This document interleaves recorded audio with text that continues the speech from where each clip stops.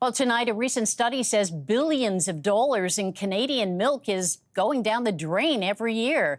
And while milk surpluses are not new, critics say there's no strategy to deal with it, raising serious questions about Canada's dairy industry. CTV's Allison Bamford tells us more. It turns out there might be a reason to cry over spilled milk.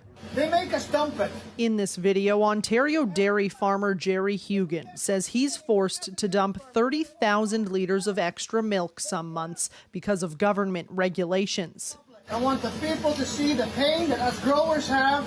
The emotional plea was posted almost 2 years ago, and it's the reason researchers decided to look into the problem. It's a taboo subject, and dairy farmers have never wanted to disclose any of that. Farmers have quotas for how much milk they can produce and don't get paid for having a surplus. This month, a new study estimates more than 6 billion litres of raw milk have been discarded on Canadian dairy farms since 2012, an amount valued at up to $14.9 billion.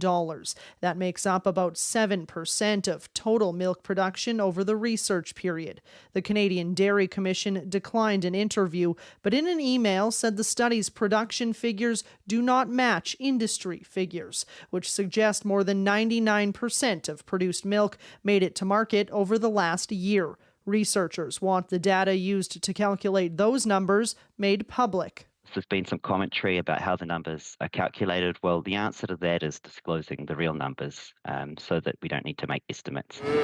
Canada's supply management system controls dairy production. The issue isn't with the management, researchers say, but rather what they call a lack of planning around excess production. We need to accept the fact that cows are not robots. They will overproduce. Farmers will overproduce.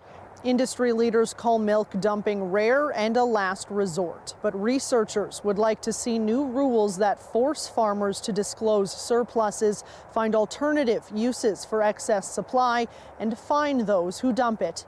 Allison Bamford, CTV News, Regina.